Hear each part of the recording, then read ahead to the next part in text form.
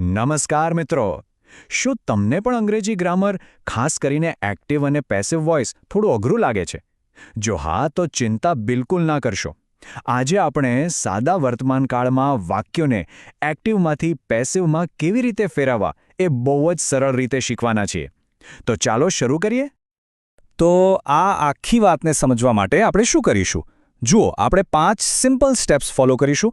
પહેલાં તો એક્ટિવ અને પેસિવ વચ્ચેનો જે બેઝિક ફરક છે એ સમજીશું. પછી એને બદલવાની જે ફોર્મ્યુલા છે એ જોઈશું. થોડા ઉદાહરણો પણ જોઈશું, જેથી બરાબર સમજાઈ જાય. 4 અગત્યના નિયમો યાદ રાખીશું અને છેલ્લે તમને જાતે પ્રેક્ટિસ કરવાનો પણ મોકો મળશે. કોઈપણ નવી વસ્તુ શીખતા પહેલા એનો પાયો પાક્કો કરવો બહુ જરૂરી છે, ખરું ને? તો બસ ચાલો આપણે પણ સૌથી પહેલા એ જ સમજીએ કે આ એક્ટિવ અને પેસિવ વોઇસ આખરે છે શું. ચાલો પહેલા વાત કરીએ એક્ટિવ વોઇસની. એને ગુજરાતીમાં કર્તરી પ્રયોગ પણ કહેવાય. આમાં વાક્યનો હીરો કોણ હોય? કર્તા એટલે કે સબ્જેક્ટ. આખો ફોકસ એના પર જ હોય છે જે ક્રિયા કરી રહ્યો છે. જેમ કે હું કહું આઈ ઈટ એન એપલ, મતલબ હું સફરજન ખાઉં છું. અહીંયા મેઇન કોણ છે?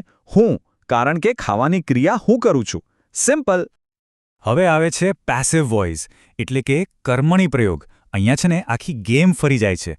વાર્તાનો હીરો હવે કર્તા નથી પણ કર્મ છે, એટલે કે જે ઓબ્જેક્ટ છે જેના પર ક્રિયા થઈ રહી છે. ફોકસ હવે એના પર શિફ્ટ થઈ જાય છે. પેલા જ વાક્યને આપણે ફેરવીએ તો એ બનશે an apple is eaten by me, એટલે કે સફરજન મારા દ્વારા ખવાય છે. અહીંયા મહત્વ કોનું છે? સફરજનનું. કોણ ખાય છે એ ગૌણ બની જાય છે. જ્યારે કામ કરનાર કરતાં કામ વધારે મહત્વનું હોય ને ત્યારે પેસિવ વોઇસ વપરાય છે. તો બેઝિક્સ તો ક્લિયર થઈ ગયું, બરાબર ને? ચાલો ત્યારે હવે સૌથી ઇમ્પોર્ટન્ટ ભાગ ઉપર આવીએ. એ જાદુઈ ફોર્મ્યુલા જેનાથી તમે કોઈ પણ વાક્યને એક્ટિવમાંથી પેસિવમાં ફેરવી શકશો. એકવાર આ વાક્ય રચના મગજમાં બેસી ગઈ પછી તો બધું જ એકદમ સહેલું લાગશે. ઓકે, તો હવે બરાબર ધ્યાન આપજો. આખો ખેલ અહીંયા જ છે. જુઓ, એક્ટિવ વોઇસની રચના તો સિમ્પલ છે. સબ્જેક્ટ, પછી વર્બ અને પછી ઓબ્જેક્ટ. પણ પેસિવમાં શું થાય છે? સ્ટેપ બાય સ્ટેપ સમજીએ. પહેલું સ્ટેપ, જે ઓબ્જેક્ટ છે એને ઉઠાવીને વાક્યની શરૂઆતમાં મૂકી દો. બીજું સ્ટેપ, એ ઓબ્જેક્ટ પ્રમાણે એમ, ઇઝ કે આરમાંથી કોઈ એક પસંદ કરો. ત્રીજું અને સૌથી મહત્વનું સ્ટેપ, ક્રિયાપદનું હંમેશા ત્રીજું રૂપ એટલે કે V3 જ વાપરવાનું. અને છેલ્લું સ્ટેપ, જે સબ્જેક્ટ હતો એની આગળ બાય લગાવીને એને વાક્યના છેડે મૂકી દો. બસ આટલું જ કરવાનું છે. છે ને એકદમ લોજિકલ?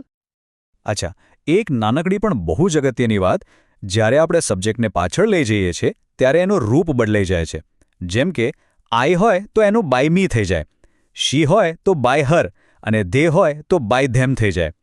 આ ટેબલને જરા ધ્યાનથી જોઈ લો અને યાદ રાખી લેજો, કારણ કે આમાં ભૂલ થવાની શક્યતા રહે છે. ચાલો, નિયમો અને ફોર્મ્યુલા તો આપણે જોઈ લીધી, પણ જ્યાં સુધી પ્રેક્ટિકલ ઉદાહરણો ના જોઈએ ત્યાં સુધી અસલી મજા ના આવે. તો ચાલો હવે જોઈએ કે આ નિયમો ખરેખર વાક્યો પર કેવી રીતે કામ કરે છે. ઓકે, પહેલું ઉદાહરણ એકદમ સિમ્પલ. હકારાત્મક વાક્ય આઈ ઈટ એન એપલ. ચાલો આપણી ફોર્મ્યુલા લગાવીએ. સૌથી પહેલા ઓબ્જેક્ટ કોણ છે? An apple. એને લઈ લો આગળ. એપલ એક જ છે એટલે એની સાથે આવશે ઇઝ. ઈટનું ત્રીજું રૂપ શું થાય? ઈટન. અને છેલ્લે આયનું શું થશે? By me. તો આખું વાક્ય શું બન્યું? An apple is eaten by me. જુઓ કેટલું સહેલું છે. હવે જોઈએ નકારાત્મક વાક્ય. એક્ટિવ વાક્ય છે she does not watch TV. હવે આમાં શું કરીશું? યાદ રાખજો, પેસિવ બનાવતી વખતે ડુ કે ડઝને હંમેશા માટે ભૂલી જવાનું. એ નીકળી જ જશે. તો ટીવી આવશે આગળ, એની સાથે લાગશે ઇઝ અને પછી બસ નોટ મૂકી દેવાનું. એટલે વાક્ય બનશે TV is not watched by her. Simple. અને હવે વારો છે પ્રશ્નાર્થ વાક્યનો. એક્ટિવ સવાલ છે, do you write a letter? અહીંયા પણ ડુને બાય બાય કહી દો. હવે પેસિવમાં સવાલ બનાવવા માટે આપણે વાક્યની શરૂઆત એમ, ઇઝ કે આરથી કરીશું. એ કોના પર આધાર રાખશે? ઓબ્જેક્ટ પર. અહીં ઓબ્જેક્ટ છે અ લેટર, જે એકવચન છે.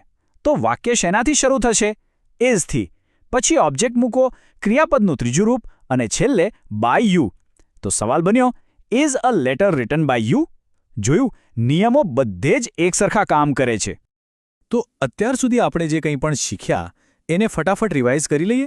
ચલો, 4 ગોલ્ડન રૂલ્સ એટલે કે 4 સૌથી મહત્વના નિયમો પર એક નજર નાખી લઈએ, જેથી એ કાયમ માટે યાદ રહી જાય. ચાલો, આ 4 નિયમોને મગજમાં એકદમ ફિટ કરી લઈએ. પહેલો નિયમ, પેસિવ વોઇસમાં વર્બનું હંમેશા V3 એટલે કે ત્રીજું રૂપ જ આવે. બીજો નિયમ, એક્ટિવ વાક્યમાં જે ડુ કે ડઝ હોય એને કાઢી નાખવાનું. ત્રીજો નિયમ, ડુ ડઝની જગ્યાએ ઓબ્જેક્ટ પ્રમાણે એમ, ઇઝ કે આર મૂકવાનું. અને ચોથો, છેલ્લો નિયમ, સબ્જેક્ટ અને ઓબ્જેક્ટ પોતાની જગ્યા અદલબદલ કરી લેશે. બસ આ 4 વાતો યાદ રાખો એટલે તમારું કામ થઈ ગયું. કહેવાય છે ને કે પ્રેક્ટિસ કરવાથી જ કોઈ પણ વિષય પાક્કો થાય છે. તો જ્ઞાન ત્યારે જ પાક્કું થાય જ્યારે આપણે એની પ્રેક્ટિસ કરીએ. તો હવે વારો છે તમારો. ચાલો થોડી પ્રેક્ટિસ થઈ જાય.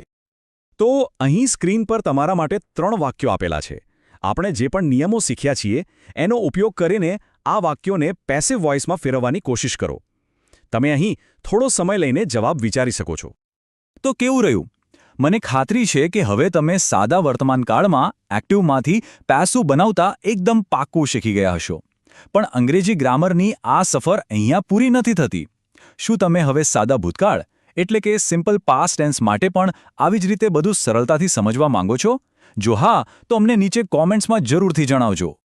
મને આશા છે કે આજની આ સમજૂતી તમને બધાને ખૂબ જ ઉપયોગી લાગી હશે. જો તમે આવા જ બીજા એજ્યુકેશનલ ટોપિક્સ વિશે જાણવા માંગતા હો તો દિશા એકેડેમી સાથે જોડાયેલા રહો. તમે અમને ઇન્સ્ટાગ્રામ, ટેલિગ્રામ, યુટ્યુબ અને ફેસબુક પર ફોલો કરી શકો છો. અમારી સાથે જોડાવા અને આ વિષયને સમજવા બદલ તમારો ખૂબ ખૂબ આભાર. મળીએ પછી.